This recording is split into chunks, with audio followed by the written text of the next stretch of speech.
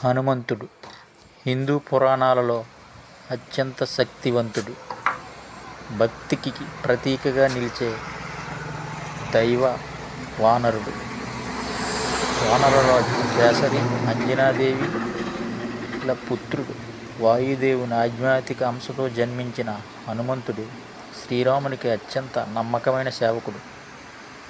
రామాయణంలో సీతా అన్వేషణ, లంకాదహనం, సంజీవిని తీసుకుని రావడం వంటి అద్భుత కార్యాల్లో రాముడు విజయానికి కీలక పాత్ర పోషించాడు.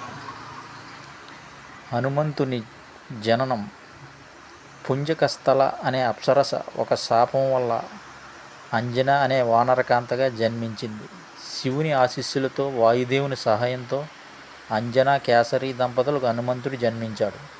బాల్యం చిన్నతనంలోనే హనుమంతుడు సూర్యుని ఫలం అనుకుని ఆకాశంలోకి ఎగిరి మింగబోయాడు. ఇంద్రుడు తన వజ్రాయుధంతో కొట్టగా హనుమంతుడు కింద పడిపోయాడు. వాయుదేవుడు కోపగించి ముల్లోకాల్లో గాలిని ఆపివేయడంతో దేవతలందరూ ఉక్కిరిబిక్కిరి అయిపోయారు. హనుమంతుడికి మరణం లేని వరం దేవతలు అనేక శక్తులు ప్రసాదించారు. దీంతో హనుమంతుడు అపారమైన అజేయుడు, విజయుడుగా, చిరంజీవిగా ఈ ప్రపంచంలో నిలిచిపోయాడు.